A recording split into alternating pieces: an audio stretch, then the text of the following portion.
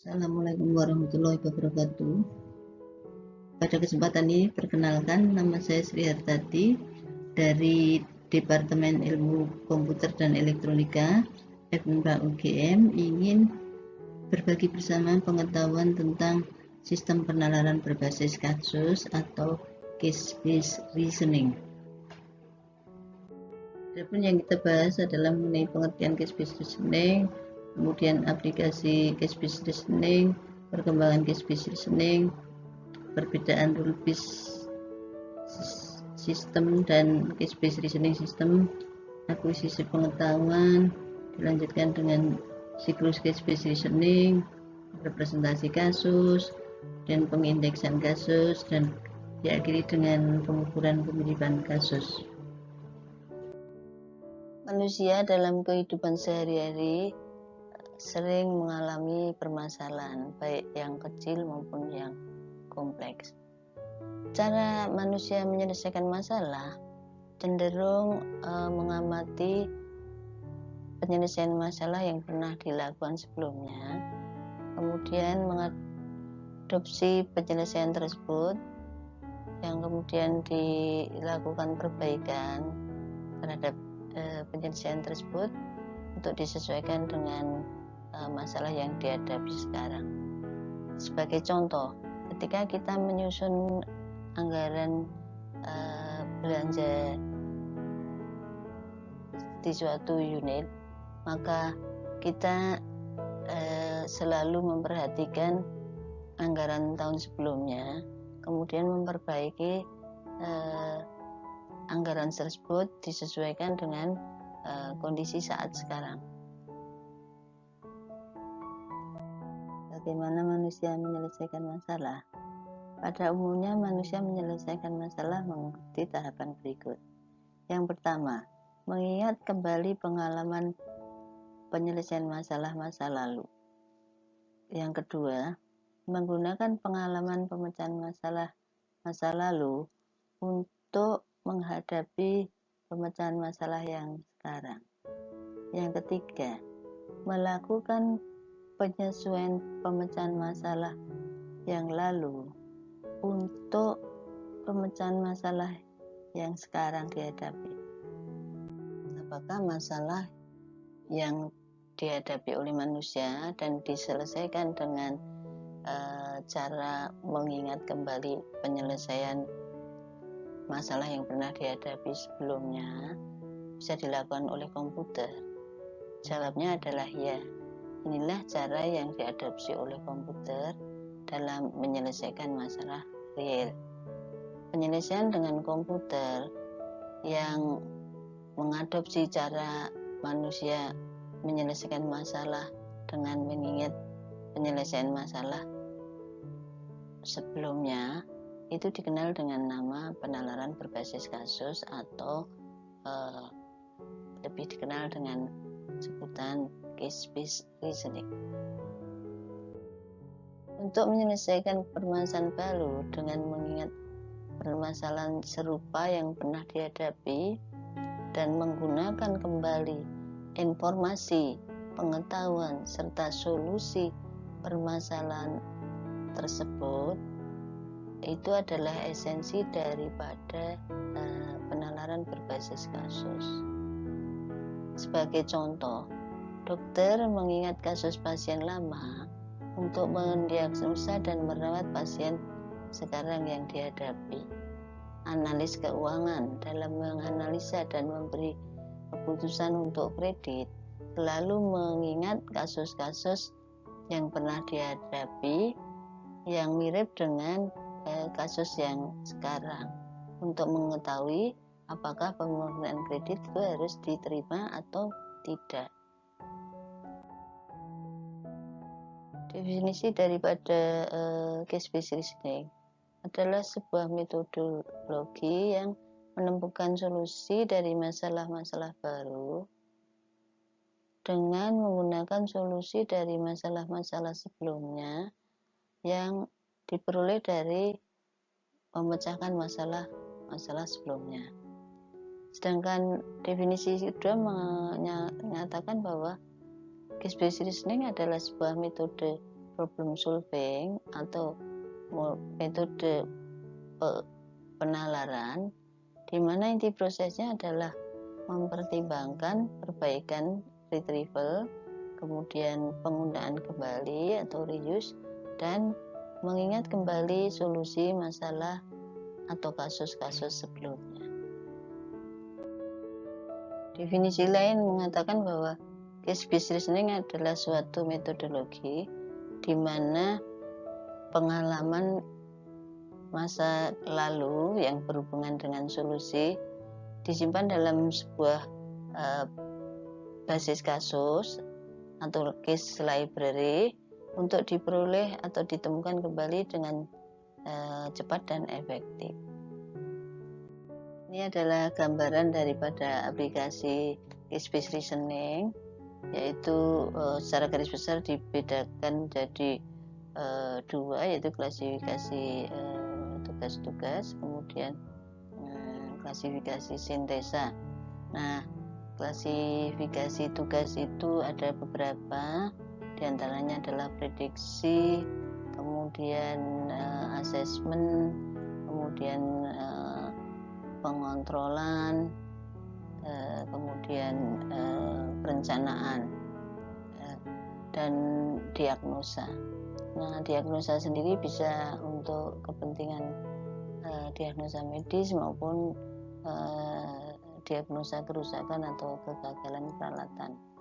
Sedangkan untuk tugas sintesa itu meliputi perancangan, kemudian perencanaan atau planning, kemudian juga konfigurasi. Nah, pada intinya aplikasi case-based reasoning itu sangat beragam. Yang penting adalah adanya data kasus-kasus yang pernah diselesaikan yang sebelumnya, dan itu akan dijadikan basis kasus. Marilah kita tinjau sejenak tentang case-based reasoning pada awalnya. Case-based reasoning pertama kali digagas oleh Roger Schenck pada tahun 1977. Dia melakukan riset tentang penalaran analogis yang diterapkan pada pemecahan masalah pembelajaran eksperimental dalam filsafat dan psikologi.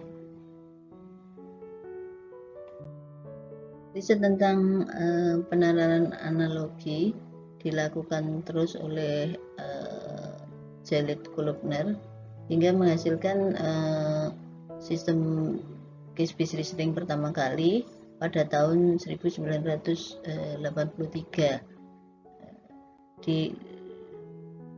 Janet Kolobner berasal dari Universitas Yale. Kemudian disusul oleh peneliti-peneliti yang lain hingga menghasilkan case-based reasoning yang awal, yaitu Proto, Sipro, Mediator, Gulliver, Case, dan Julia. Kira-kira ini semua case-based reasoning ini pada pertengahan tahun 90. Perkembangan case-based reasoning semakin meningkat karena case-based reasoning mudah diaplikasikan untuk menyelesaikan masalah real yang memiliki data-data kasus yang pernah diselesaikan. Banyak universitas di dunia ini yang melakukan riset tentang case-based reasoning. Banyak pula tool-tool yang komersial yang sudah dihasilkan, yang Anda bisa cari di internet. Kemudian juga banyak paper-paper hasil penelitian yang sudah dipublikasikan baik di proceeding ataupun jurnal baik nasional maupun internasional. Marilah kita lihat perbedaan antara sistem pengetahuan berbasis kasus dan sistem pengetahuan berbasis kaidah.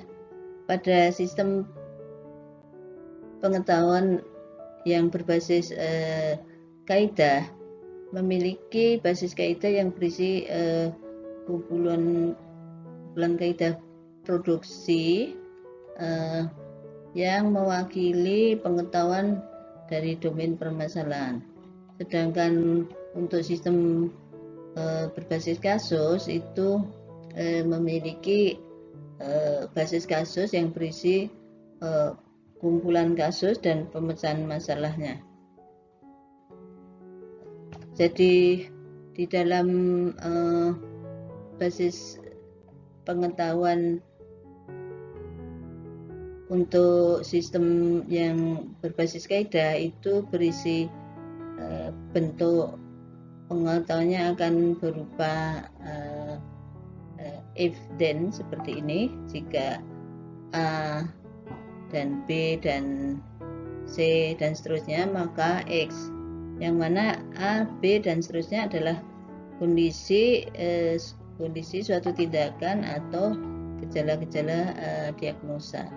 Sedangkan pada sistem penalaran berbasis kasus memiliki mekanisme untuk mencari kembali kasus lama yang serupa dengan kasus sekarang, dan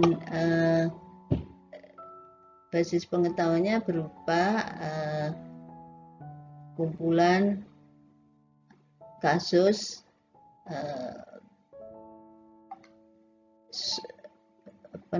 permasalahan dan solusinya.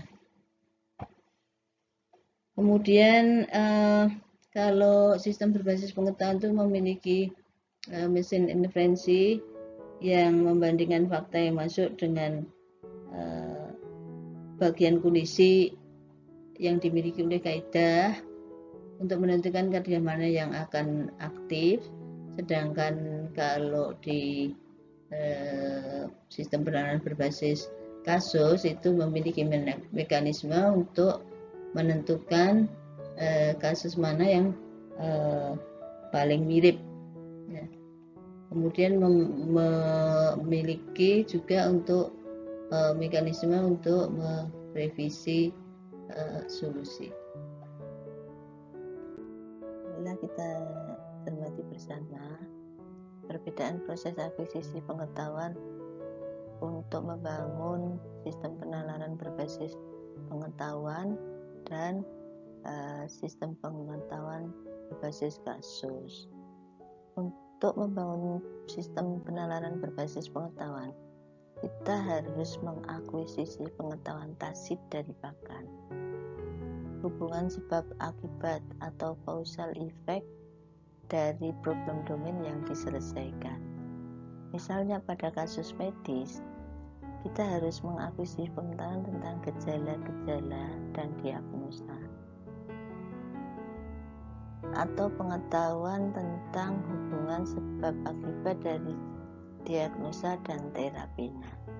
Sedangkan untuk membangun sistem penalaran berbasis kasus atau case-based reasoning, yang dibutuhkan adalah pengetahuan tentang problem dan solusinya. Pada kasus medis, akuisisi pengetahuan didapatkan dari data-data pengalaman dokter menangani pasien, cukup dari rekam medis. Dari sisi waktu dan effort atau usaha kita, lebih mudah mendapatkan data rekam medis daripada berkonsultasi pada dokter untuk mendapatkan pengetahuan tacit mereka. Ini adalah prinsip atau fundamental dari penalaran berbasis kasus. Yang pertama adalah mengidentifikasi suatu situasi masalah saat ini. Kemudian yang kedua adalah menemukan kembali kasus masa lalu yang serupa dengan kasus yang dihadapi sekarang, atau retrieve atau temu kembali. Kemudian yang ketiga adalah menggunakan kasus masa lalu untuk menyarankan solusi untuk masalah saat ini, dikenal dengan sebutan reuse atau menggunakan kembali solusi masalah yang lampau. Kemudian yang keempat adalah mengevaluasi solusi yang diusulkan, apakah itu sudah sesuai dengan